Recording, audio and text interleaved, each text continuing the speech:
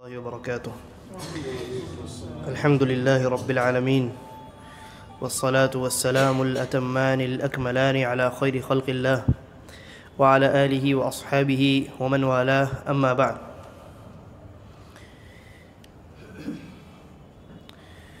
شیخ ابن باز رحمہ اللہ کی جس کتاب کی شرح کا سلسلہ ہم نے شروع کیا ہے، اللہ تبارک و تعالیٰ کے فضل سے آج کی یہ مجلس اور آج کا یہ سیشن 13واں سیشن ہے، 13ویں مجلس ہے۔ اس سے قبل کی مجالس میں اس کتاب میں جو سب سے پہلا درس تھا، الدرس الاول، جس میں قرآن مجید کی وہ صورتیں جو انسان شب و روز اپنی نمازوں میں تلاوت کرتا ہے، ان کی صحیح تلاوت اور ان کے مختصر معنی اور مفہوم کو سیکھنے سکھانے کی بات کی گئی تھی۔ اسی مناسبت سے ہم نے الحمدللہ سورۃ الفاتحہ اور پھر سورۃ الناس سے سورۃ الفلق، سورۃ الاخلاص، اور یہ سلسلہ چلتے چلتے آخری درس میں اللہ رب العالمین کی توفیق سے سورہ القارعہ تک ہم پہنچ چکے تھے۔ آج کے درس میں یہ کوشش ہوگی کہ انشاءاللہ سورۃ العادیات اور سورۃ الزلزال، ان دونوں سورتوں پر ہم گفتگو کریں۔ اللہ تبارک و تعالی ہم تمام کو اخلاص کے ساتھ قرآن مجید سیکھنے اور سکھانے اور اس پر عمل کرنے کی توفیق عطا فرمائے۔ سورۃ العادیات، یہ سورہ انسان کو آخرت کی حقیقت بتانے والی سورہ ہے۔ اللہ تبارک و تعالی نے اس سورہ کی ابتدا میں کچھ قسمیں کھائی ہیں، اور پھر اس کے بعد انسان بھی عام طور سے قسم کھاتا ہے تو کسی چیز پر قسم کھاتا ہے نا، کہ بھائی اللہ کی قسم میں کل سے نماز پڑھوں گا، ایسا۔ تو قسم اللہ کی اس نے کھائی، اور جس چیز پر قسم کھائی ہے وہ ایک چیز ہوتی، یہ دو چیزیں ہو گئیں۔ اسی طریقے پر اس سورہ میں بھی، اور اس سے پہلے قسم کا تذکرہ سورۃ العصر میں گزر چکا ہے، وہاں بھی اللہ تبارک و تعالیٰ نے قسم کھائی تھی۔ تو اللہ رب العالمین جب کہیں قسم کھاتا ہے تو کسی چیز پر قسم کھاتا ہے، تو جس چیز پر قسم کھائی جاتی ہے اس کو ہم جواب القسم کہتے ہیں، یا اردو میں کہیے تو جواب قسم، ایک قسم ہے اور ایک جواب قسم ہے۔ تو ایک آدمی نے کہا اللہ کی قسم، یہ قسم ہے، کل سے میں نماز پڑھوں گا، یہ جواب قسم ہے۔ سورۃ العادیات میں اللہ تبارک و تعالیٰ نے ارشاد فرمایا، قسم کھائی، اللہ نے کہا والعادیات ضبحا، قسم ہے ہنہناتے ہوئے، ہانپتے ہوئے، خوب تیز دوڑنے والے گھوڑوں کی اللہ رب العالمین نے قسم کھائی۔ اس کے بعد کہا والعادیات ضبحا فالموریات قدحا، اور ٹاپ مار کر آگ نکالنے والے گھوڑوں کی قسم چل رہی ہے ابھی۔ سب سے پہلی آیت میں خوب تیز ہنہناتے ہانپتے ہوئے دوڑنے والے گھوڑوں کی قسم ہے، پھر اللہ نے کہا فالموریات قدحا، اور ٹاپ مار کر چنگاری نکالنے والے اور آگ نکالنے والے گھوڑوں کی قسم ہے۔ یعنی گھوڑے جب چلتے ہیں تو ٹاپ مارتے ہیں زمین میں، اپنے پیر سے زمین میں مارتے ہیں، تو زمین اگر پتھریلی ہو تو وہاں سے چنگاریاں نکلتی ہیں، اور یہ ایسا اس لیے ہوتا ہے کیونکہ گھوڑے بہت تیز رفتار ہوتے ہیں۔ آج بھی ہارس پاور کا استعمال کیا جاتا ہے نا، تو اس زمانے میں گھوڑے کی بہت زیادہ اہمیت تھی۔ اللہ تبارک و تعالیٰ نے پھر تیسری آیت میں کہا فالموریات قدحا فالمغیرات صبحا، اور صبح کے وقت دشمن کے اوپر حملہ کر دینے والے گھوڑوں کی قسم ہے، فالموریات قدحا۔ اس کے بعد کہا فأثرن به نقعا، یہ جو گھوڑے ہیں یہ دشمن فوج میں جب یہ داخل ہوتے ہیں تو دھول اور گرد و غبار اڑاتے ہیں، فأثرن به نقعا۔ اس کے بعد کہا فوسطن به جمعا، کہ یہ دشمن فوج کے درمیان گھس جاتے ہیں، ان کے بیچ میں گھس جاتے ہیں۔ دشمن یعنی گھوڑوں کے اوپر جو گھوڑ سوار ہوتا ہے وہ گھوڑوں کو جہاں چاہے جتنی گھمسان کی جنگ ہو رہی ہو اور خوب خطرناک جنگ چل رہی ہو، لیکن گھوڑے پر سوار گھوڑ سوار اپنے گھوڑے کو جنگ کے بیچوں بیچ لے جاتا ہے، اور وہ گھوڑا ڈرتا کانپتا گھبراتا نہیں ہے، بلکہ وہ درمیان میں کود پڑتا ہے اور گھوڑے کی بنیاد پر انسان جنگ جیت جاتا ہے، اپنے یعنی دشمن فوج کے اوپر حملہ کر دیتا ہے انسان خوب تیز رفتاری کے ساتھ۔ تو اس لیے جس فوج میں اس زمانے میں گھوڑے ہوا کرتے تھے وہ فوج بڑی طاقتور فوج مانی جاتی تھی۔ اللہ رب العالمین نے اس سورہ میں گھوڑوں کی قسم کھائی ہے، اور گھوڑوں کی کچھ بڑی بڑی کوالٹیز اور ان کی خصوصیات کا اللہ نے تذکرہ کیا، کہا فوسطن بہ جمعا۔ اچھا، اس سے پہلے اللہ نے کیا کہا؟ فاثرن بہ نقعا فوسطن بہ جمعا۔ اس سے پہلے فالموریات قدحا فالمغیرات صبحا، کہ صبح کے وقت جو ہے یہ گھوڑے حملہ کر دیتے ہیں، صبح کے وقت حملہ کر دیتے ہیں۔ اس میں بعض مفسرین نے لکھا ہے کہ صبح کے وقت انسان جب گھوڑے پر سوار ہو کر کے حملہ کرتا ہے دشمن فوج کے اوپر، تو دشمن فوج کو نہ سنبھلنے کا وقت ملتا ہے، نہ واپس الٹا پلٹ کر کے حملہ کرنے کا وقت ملتا ہے۔ اس لیے نبی اکرم صلی اللہ علیہ وسلم بھی اپنے فوج کے جو دستے ہوا کرتے تھے وہ صبح کے وقت ہی بھیجا کرتے تھے۔ بہرحال تو اللہ تبارک و تعالی نے اس سورہ کی ابتدا میں گھوڑوں کی قسمیں کھائی ہیں اور گھوڑوں کی الگ الگ بہترین خصوصیات کا، ان کی اعلیٰ کوالٹیز کا تذکرہ کیا ہے۔ اس زمانے میں جنگ کے اعتبار سے اگر دیکھا جائے تو گھوڑوں کی بہت زیادہ اہمیت تھی۔ آج جو جنگی آلات ہیں، نئے جنگی آلات، ٹینک ہے، اسی طریقے پر راکٹ ہے نا، ان چیزوں کے ذریعے سے انسان جنگ جیتتا ہے، فوج پر یا دشمن پر قابو پاتا ہے۔ اس زمانے میں ان چیزوں کا کام یہ گھوڑے کیا کرتے تھے۔ تو جن کے پاس گھوڑے ہیں وہ انسان خوب تیز رفتاری کے ساتھ دشمن فوج کے درمیان گھس سکتا تھا اور وہاں ان کو قتل کر کے واپس آ سکتا تھا۔ تو ان گھوڑوں کی بڑی اہمیت تھی، جو اہمیت آج کل ٹینکوں کی اور میزائلوں کی، وہ آپ جانتے ہیں نا، میزائل جو ہے وہ راکٹ جو ہوتا ہے، جنگی طیارہ جو ہوتا ہے، وہ دشمن فائٹر کیا بولتے ہیں، فائٹر پلین، فائٹر جیٹ، تو فائٹر جیٹ بہت تیز رفتار ہوتا ہے اور وہ دشمنوں کے درمیان گھس کر کے ان کا نقصان کر کے وہاں تباہی مچا کر کے واپس آ جاتا ہے۔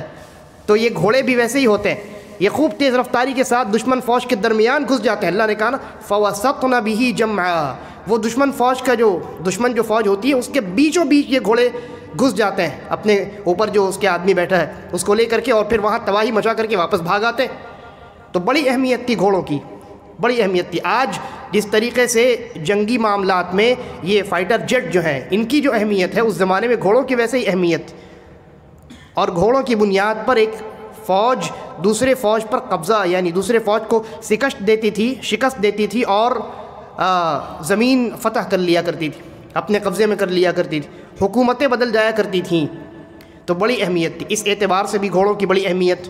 اور ایسے بھی دیکھا جائے تو گھوڑے جو ہیں یہ سواری، نارمل جو انسان سواری استعمال کرتا ہے، اس زمانے میں گھوڑوں کی سواری کے معاملے میں بھی بڑی اہمیت تھی۔ آج جو مہنگے اور آرام دہ آپ کو کار دکھائی دیتے ہیں، آپ سمجھ لیجئے کہ اس زمانے میں گھوڑوں کی وہی اہمیت تھی۔ خوب تیز رفتار، آرام دہ گھوڑے اور اعلیٰ قسم کے گھوڑے جو اپنے مالک کے کنٹرول میں ہوتے تھے، ہے نا۔ تو آج جو مہنگے کار مارکیٹ میں ہے، ان کی جو اہمیت ہے اگر کسی انسان کے پاس ہو تو بڑا یعنی قسمت والا انسان سمجھا جاتا ہے۔ نارمل سواری بھی اگر کسی کے پاس 4 چکے ہوں تو بڑا قسمت والا انسان سمجھا جاتا ہے۔ اور شرعی اعتبار سے بھی جس کے پاس سواری ہو، ایک اچھی سواری، تو اس انسان کو بڑا برکت والا انسان کہا گیا ہے۔ بعض حدیثیں اس سلسلے میں ہیں، صحیح حدیث ہیں۔ تو جس انسان کے پاس اس زمانے میں گھوڑے ہوا کرتے تھے، وہ انسان اس زمانے میں بڑا قسمت والا اور بہت مبارک سمجھا جاتا تھا۔ اس لیے اللہ تبارک و تعالیٰ نے اس سورہ کی ابتدا میں گھوڑوں کی قسم کھائی۔ ایک اور بات، اس زمانے میں مال، دولت، جائیداد کی جتنی قسمیں ہوا کرتی تھیں، ان چیزوں میں یہ جو گھوڑے ہوتے تھے نا، یہ بہت قیمتی چیز مانی جاتی تھی۔ گھوڑے بہت قیمتی اثاثہ سمجھا جاتا تھا کہ جس کے پاس گھوڑے ہیں وہ انسان بڑی اہم چیز کا مالک ہے، اور اسی لیے گھوڑوں کی قیمتیں بھی آسمان چھوا کرتی تھیں۔ آج بھی گھوڑے بڑے قیمتی ہوتے ہیں، اس زمانے میں اور زیادہ۔ تو گھوڑے یہ مال اور جائیداد کی ایک قسم ہے۔ آپ سنتے ہوں گے کہ اس زمانے میں فلاں کا انتقال ہوا تو اس کی جائیداد کے طور پہ کیا چیزیں اس نے چھوڑی، اس نے اتنے گھوڑے چھوڑے اور باقی اور اتنی زمینیں چھوڑی، اتنے گھر چھوڑے، لیکن اتنے گھوڑے چھوڑے۔ تو گھوڑے جو ہے یہ اس اعتبار سے بھی، پراپرٹی کے اعتبار سے بھی، اور قیمتی جو اشیاء ہوتی ہیں، جو بڑی ویلیوبل چیزیں ہوتی ہیں، ان میں گھوڑوں کا شمار ہوا کرتا تھا۔ تو انسانی زندگی میں بہت سارے اعتبارات سے گھوڑوں کی بڑی اہمیت تھی، جنگی اعتبار سے بھی، سواری کے اعتبار سے بھی، اور قیمتی اثاثے کے اعتبار سے بھی، ہے نا، بڑی اہمیت تھی۔ اللہ رب العالمین نے ان گھوڑوں کی اس سورہ کی ابتدا میں قسم کھائی ہے، اور قسم اللہ رب العالمین جب کھاتا ہے تو اس کا مقصد یہ ہوتا ہے کہ انسان اپنے کان کھڑے کر لے، اس لیے کہ اللہ تبارک و تعالیٰ معمولی چیزوں کی قسم نہیں کھاتا۔ اللہ رب العالمین انہی چیزوں کی قسم کھاتا ہے کہ جس سے انسان کی زندگی بہت گہری جڑی ہوتی ہے۔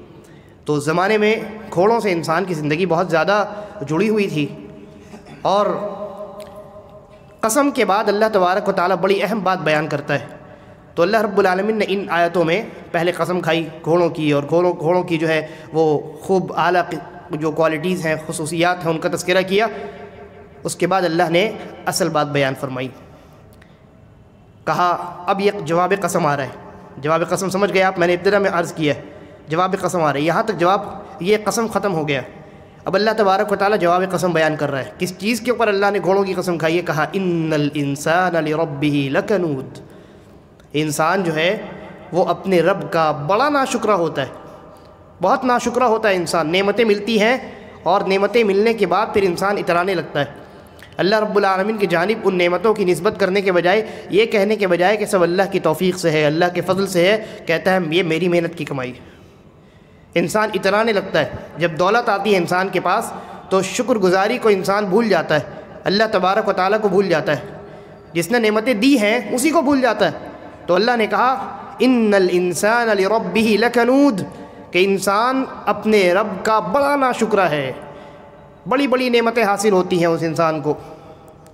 گھوڑوں کی اللہ نے قسم کھائی ہے نا، تو اس زمانے میں لوگوں کو گھوڑے اگر مل گئے اور اس پر لوگوں نے اترانا شروع کر دیا، کیونکہ جس کے پاس گھوڑے ہیں وہ بڑا طاقتور انسان ہے۔ انسان طاقت آنے کے بعد، نعمت ملنے کے بعد اپنے رب کو بھول جاتا ہے۔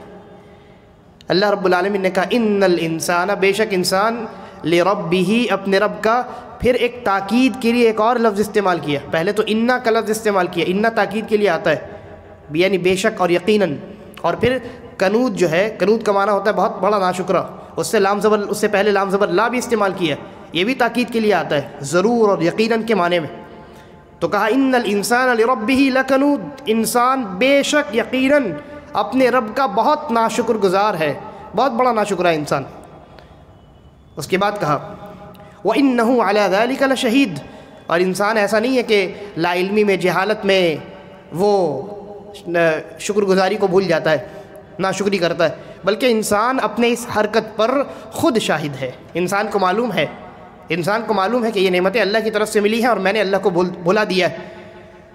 تو وہی کہا اللہ تبارک و تعالیٰ نے ان الانسان لربہ لکنود وانہ علی ذلک لشہید، انسان اپنی اس حرکت پر، اس ناشکر گزاری پر انسان خود گواہ ہے، خود انسان کو اس حقیقت کا اعتراف ہے، معلوم ہے انسان کو، جان بوجھ کر کے انسان اللہ رب العالمین کی نافرمانی کرتا ہے۔ وانہ علی ذلک لشہید، اس کے بعد کہا وانہ لحب الخیر لشدید، کہ انسان خیر کی محبت میں بہت سخت ہے۔ یہ خیر کیا چیز ہے؟ خیر، اس آیت میں جو لفظ خیر کا استعمال ہوا ہے، یہاں خیر سے دنیا کی تمام بھلائی اور خیر مراد نہیں ہے، بلکہ یہاں خیر سے مراد مال ہے، مال۔ تو اللہ تبارک و تعالی نے کہا کہ انسان جو ہے وَإِنَّهُ لِحُبِّ الْخَيْرِ لَشَدِيدٌ، شدید کا معنی آپ جانتے ہیں بڑا سخت ہونا، تو انسان کے دل میں مال کی بڑی سخت محبت بیٹھی ہوئی ہے۔ مال کو حاصل کرنے کے چکر میں انسان کسی بھی حد تک جا سکتا ہے، کسی بھی حد کو کراس کر سکتا ہے۔ آج دیکھیے دنیا میں بڑے بڑے کرائمز، بڑے بڑے جرائم ہے نا، بڑے بڑے فتنے ہیں، اگر ان میں غور کیا جائے تو ایک بہت بڑا جو ریزن ہوتا ہے ان جرائم کو انجام دینے کا، وہ کیا ہوتا ہے؟ یہی مال ہوتا ہے، یہی مال۔ ایک انسان غلط راستے سے مال، غلط راستے سے کمائی کرتا ہے، کیوں؟ تاکہ زیادہ مال آئے۔ لوگ شارٹ کٹ طریقے آج کل اختیار کرنے لگے ہیں. کیوں؟ تاکہ زیادہ مال آئے. مال کی چاہت، مال کی محبت انسان کے دل میں بہت زیادہ ہے، بہت زیادہ ہے. اور یہ انسان کا امتحان ہے، یہ انسان کا امتحان ہے. بسا اوقات کیا ہوتا ہے کہ انسان کے لیے حلال راستے اللہ تبارک و تعالیٰ تھوڑا مشکل کر دیتا ہے، اور حرام راستوں کو اللہ رب العالمین بہت آسان کر دیتا ہے انسان کو آزمانے کے لیے. کہ اس وقت کون، اللہ نے کہا نا وَلَنَبْلُوَنَّكُمْ بِشَيْءٍ مِّنَ الْخَوْفِ وَالْجُوعِ وَنَقْصٍ مِّنَ الْأَمْوَالِ وَالْأَنفُسِ وَالثَّمَرَاتِ. بہت چند چیزوں کا تذکرہ کیا جن کے ذریعے سے انسان کو آزمایا جاتا ہے. کہا الاموال، کہ مال کی بنیاد پر بھی ہم انسان کو آزماتے ہیں. مال حاصل کرنے کا جو حلال راستہ ہے کبھی کبھی اللہ تبارک و تعالیٰ اس کو بڑا مشکل بنا دیتا ہے، اور مال حاصل کرنے کا جو حرام راستہ ہے اللہ تبارک و تعالیٰ کبھی اس کو بہت آسان کر دیتا ہے آزمانے کے لیے. کون انسان ہے جو اس موقع پر بھی اپنے رب کی فرما برداری کرتے ہوئے حلال ہی راستے سے مال کماتا ہے؟ یہ بہت بڑا امتحان ہے، بہت بڑا امتحان. آپ دیکھیے یہ اللہ رب العالمین کا طریقہ رہا ہے. آپ جانتے ہیں یہودیوں کو اللہ رب العالمین نے سنیچر کے دن شکار کرنے سے، مچھلی کے شکار سے منع کیا تھا نا، منع کیا تھا کہ مچھلی کا شکار سنیچر کے دن نہیں کرنا. تو قرآن مجید میں اس بات کا تذکرہ ہے. اللہ تبارک و تعالیٰ نے کہا کہ جب سنیچر کا دن ہوتا تھا، جس دن مچھلی کا شکار ان کے لیے حرام ہے، تو مچھلیاں جو ہیں وہ سمندر کی بالکل سطح پر آ جاتی تھی. وَيَوْمَ لَا يَسْبِتُونَ لَا تَأْتِيهِمْ. اور جب سنیچر کا دن نہیں ہوتا، کوئی اور دن ہوتا، تو مچھلیاں اندر اندر رہتی تھی. یعنی محنت کرو، مشقت کرو، اور اندر سے جا کر کے مال روزی رزق حاصل کرو. اور جب حرام راستہ ان کے لیے، یعنی جس دن حرام ان کے لیے مچھلی کا شکار ہوا، اس دن اللہ تبارک و تعالیٰ نے مچھلیوں کو حکم دیا خوب تیرو آ کر کے یہ سطح سمندر پر. تو اس دن خاص کر کے سنیچر کے دن مچھلیاں سطح سمندر پر تیرا کرتی تھی. تو کتنا آسان، ہاتھ بڑھائے انسان اور مچھلی حاصل کر لے. لیکن اللہ تبارک و تعالیٰ نے اس حرام راستے کو، یہاں دیکھیے اللہ رب العالمین نے اس حرام راستے کو آسان کر دیا ہے. اور دیگر ایام میں جو حلال راستہ ہے اس میں محنت اور مشقت کی ضرورت پڑ رہی ہے. تو یہ انسان کو آزمانے کے لیے ہوتا ہے، کیونکہ انسان کے دل میں مال کی محبت ہے، مال کی چاہت ہے. اور کامیاب انسان وہ ہے، اللہ تبارک و تعالیٰ کا حقیقی بندہ وہ ہے جو اللہ کی بندگی کے سامنے، اللہ کی فرما برداری کے سامنے، اللہ کے حکم کے سامنے مال کی اس محبت کو پس پشت ڈال دے، کنارے کر دے. اللہ کی فرما برداری پہلے رکھے، اللہ کے حکم کو اپنی نظروں کے سامنے رکھے. تو یہ سمجھانے کی ضرورت ہے ان لوگوں کو، ان نوجوانوں کو جو آج کل بھٹکے ہوئے ہیں، بیچارے غلط راستے سے مال کمانے کے چکر میں زندگی برباد کر رہے ہیں. یہ زندگی بھی ان کی برباد ہی ہے، اور اخروی زندگی تو ایسے ہی برباد ہو رہی غلط راستے میں جانے کی وجہ سے.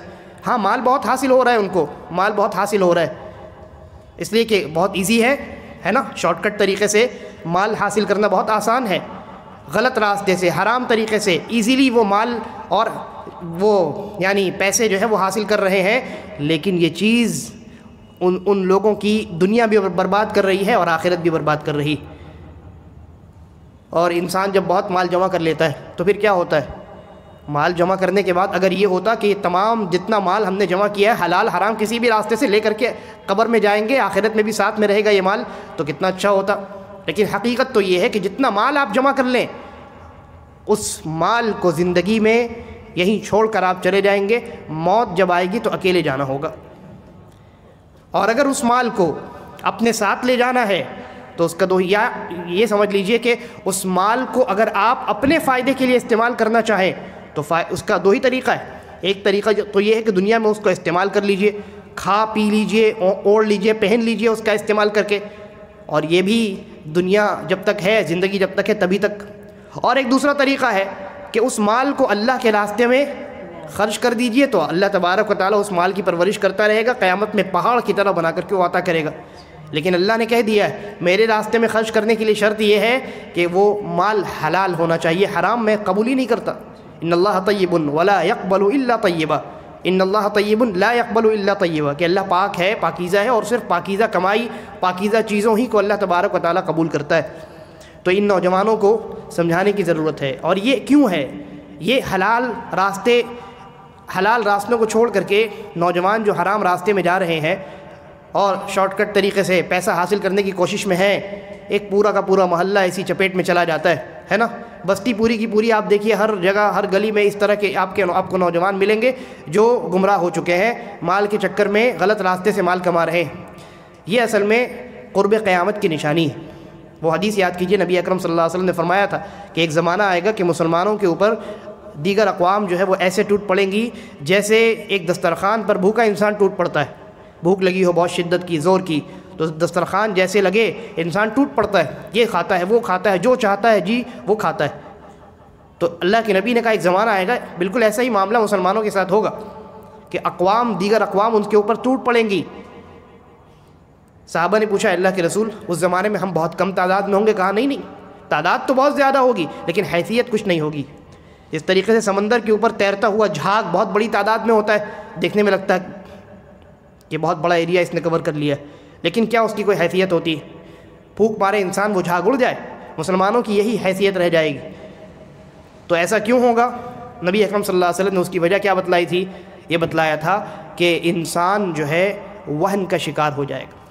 انسان وہن کا شکار ہو. وہن کا لفظی معنی ہوتا ہے بیماری. وہن کا جو ہے لفظی معنی ہوتا ہے بیماری. صحابہ تو جانتے تھے بیماری، لیکن صحابہ نے پوچھا یہ کیا ہے؟ وہن سے کیا مراد ہے؟ وَمَا الْوَهْنُ یا رسول اللہ، اے اللہ کے رسول قرب قیامت یہ سب کچھ ہوگا، آپ کہہ رہے ہیں کہ بیماری کی وجہ سے ہوگا، یہ وہن چیز کیا ہے؟ کیونکہ نارمل بیماری تو یہاں مراد نہیں. اتنا صحابہ بھی سمجھتے تھے نارمل بیماری یہاں مراد نہیں ہے. نارمل بیماری کی وجہ سے یہ گراوٹ کبھی نہیں آتی انسان کے اندر، ایک قوم پوری کی پوری بے حیثیت ہو جائے. جسمانی بیماری کی وجہ سے یہ چیزیں نہیں ہوتی. تو اللہ کے رسول صلی اللہ علیہ وسلم نے کیا جواب دیا؟ کہا یہ بیماری جو ہے جس کو الوہن سے تعبیر کیا گیا ہے، یہ ہے حب الدنیا و کراہیت الموت، دنیا کی محبت اور موت سے نفرت. تو جو لوگ حلال راستوں کو چھوڑ کر کے حرام راستے کے پیچھے پڑے ہوئے ہیں اور وہاں سے خوب مال کما رہے ہیں، کیوں؟ دنیا سے ان کو محبت ہے. دنیا سے ان کو محبت ہے. موت، گویا کہ موت کو انہوں نے بلا دیا ہے، موت کو بلا دیا انہوں نے، آخرت کو بلا دیا ہے انہوں نے. بس دنیا اور دنیا کی رونقیں دیکھتے ہیں، دنیا کے آرام و آسائش دیکھتے ہیں اور اسی میں کھو جاتے ہیں.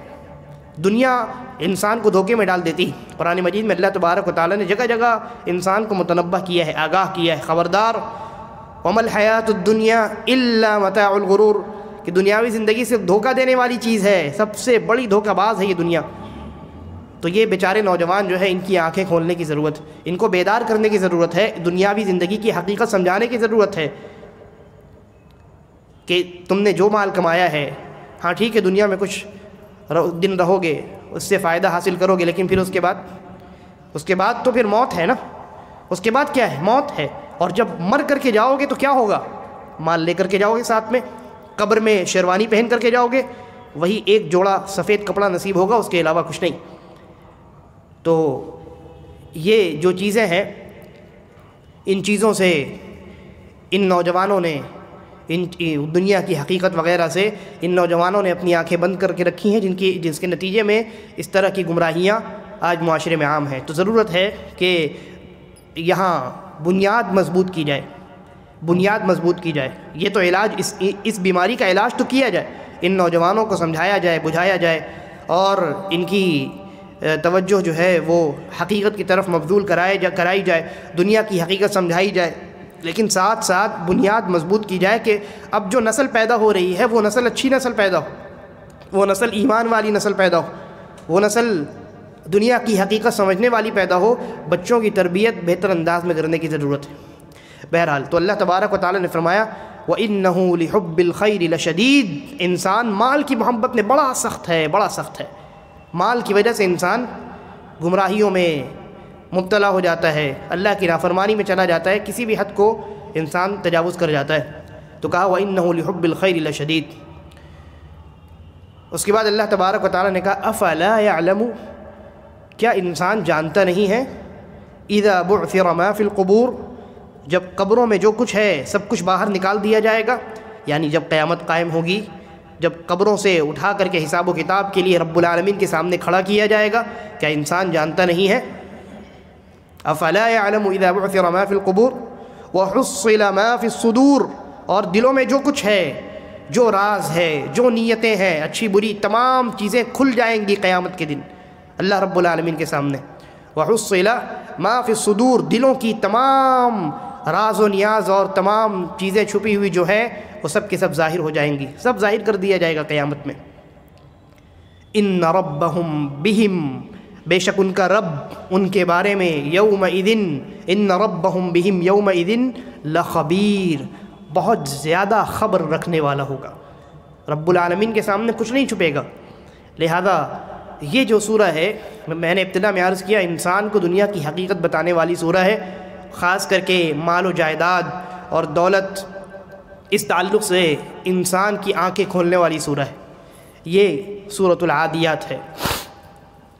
اس کے بعد سورہ الزلزال ہے، اس سورہ کا ایک نام الزلزلہ بھی ہے۔ یہ سورہ بھی قیامت ہی کے متعلق ہے۔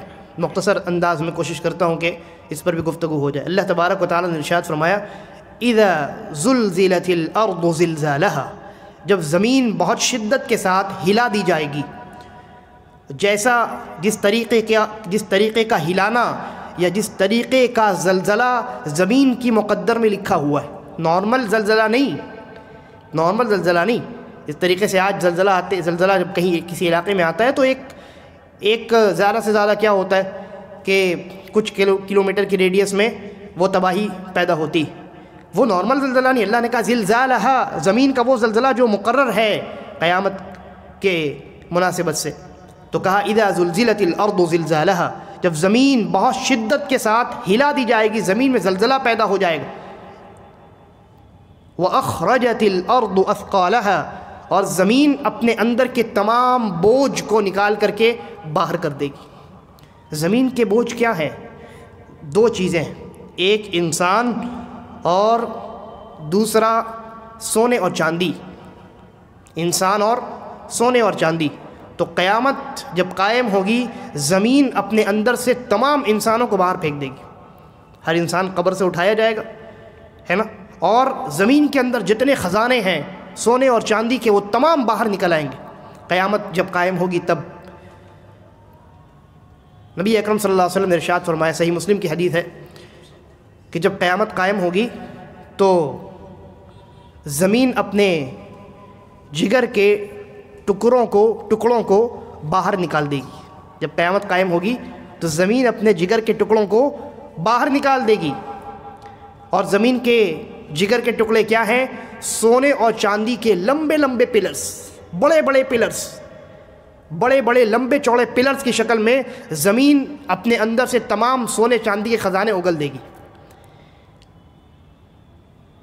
اللہ کے نبی صلی اللہ علیہ وسلم فرماتے ہیں کہ جب یہ خزانے زمین سے باہر نکل آئیں گے تو انسان آئے گا، ایک قاتل آئے گا، قاتل جس نے دنیا میں انہی سونے چاندی کی وجہ سے کسی کا قتل کر دیا تھا، وہ آئے گا اور سونے چاندی کے ان بڑے بڑے ستونوں کو دیکھے گا اور اپنے آپ پر افسوس کرے گا کہ میں نے ان کے لیے کسی کو قتل کر دیا کہ جو آج کسی کام کے نہیں ہے۔ اتنے بڑے بڑے سونے چاندی کے ستون، ان کے بدلے میں ایک لمحے کا عذاب بھی مجھ سے کم نہیں کیا جا سکتا۔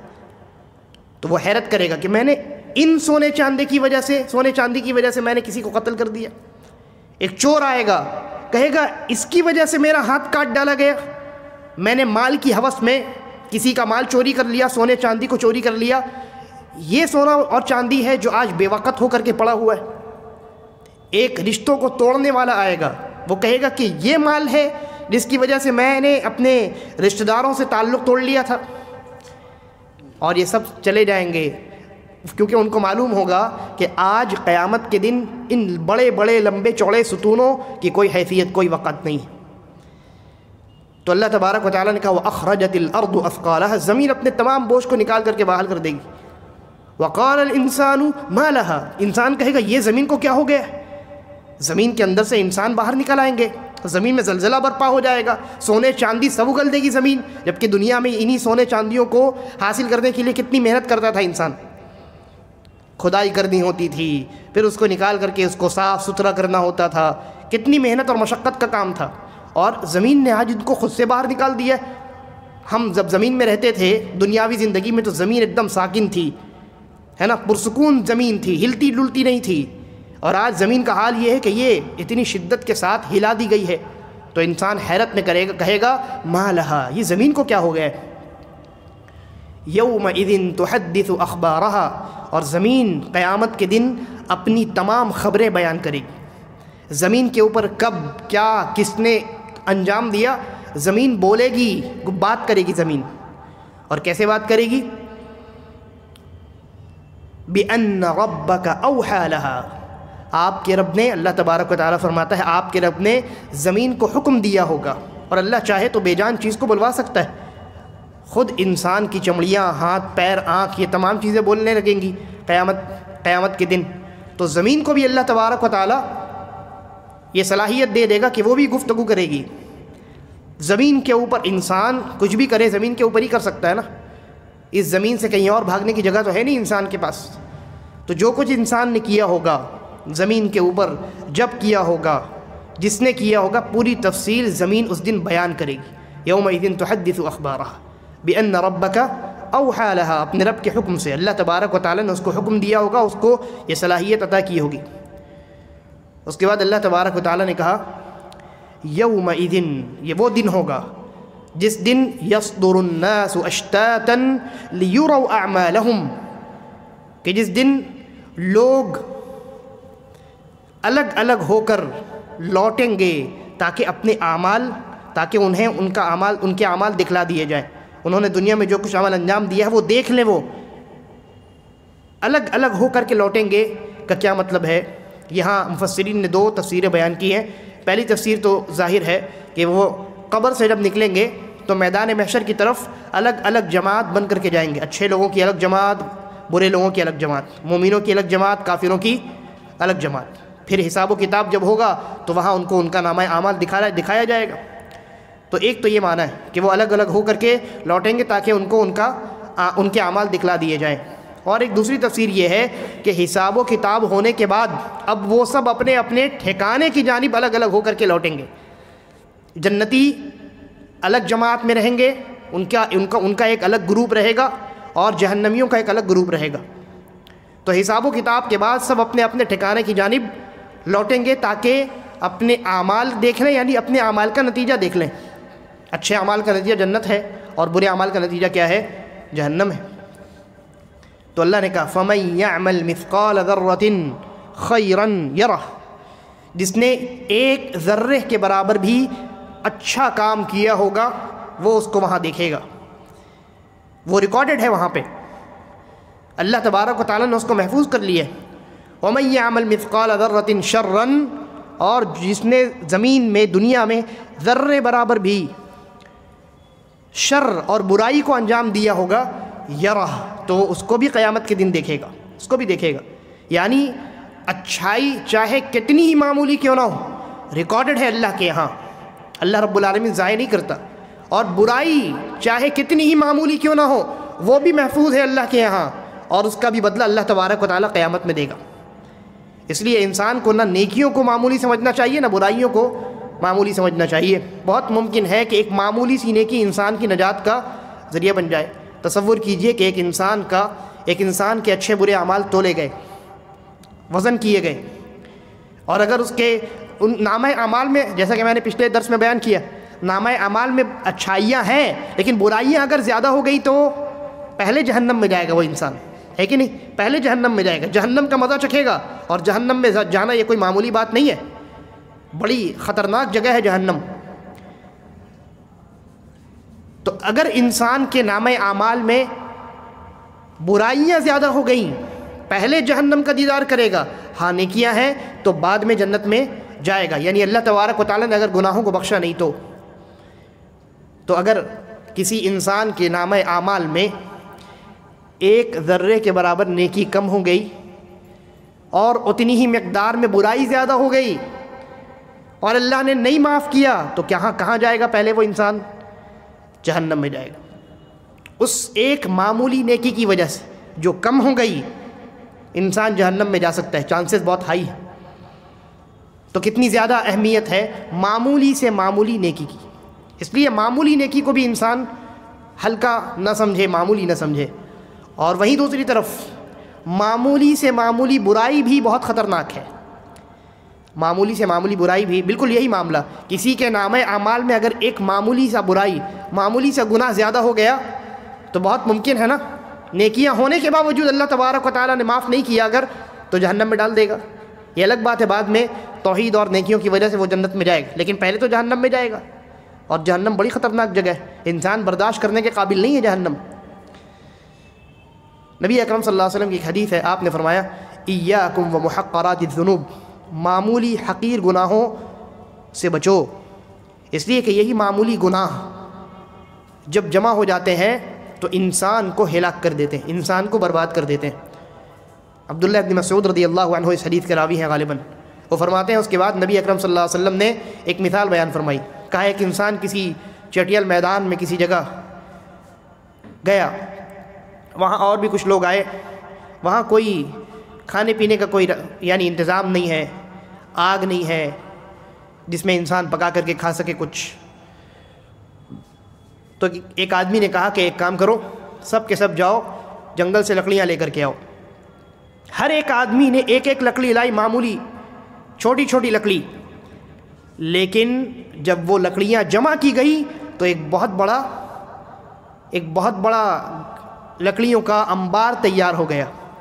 پھر اس کے بعد اس میں آگ لگائی گئی اور اس آگ میں ان لوگوں نے اپنے کھانے وغیرہ پکائے. حدیث میں اللہ کے نبی فرماتے ہیں بالکل اسی طرح معمولی گناہوں کا معاملہ ہے.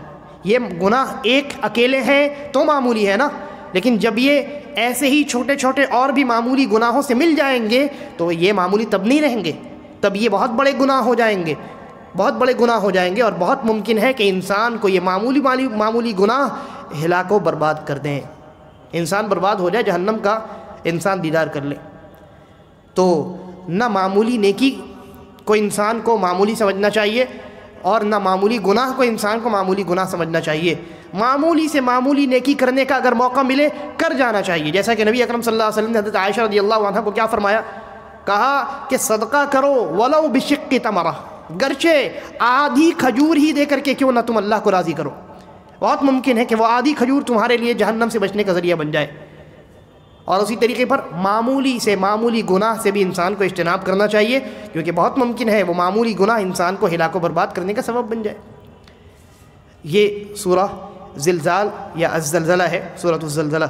تو اس طریقے سے آج ہم نے آج کی مجلس میں الدرس الاول میں پہلے درس میں علامہ عبدالعزیز بن باز رحمہ اللہ نے جتنی صورتیں متعین کی تھیں، آپ یہ سمجھ لیجئے کہ عام مسلمانوں کے لیے انہوں نے ایک نصاب تیار کر دیا، ایک سلیبس بنا دیا.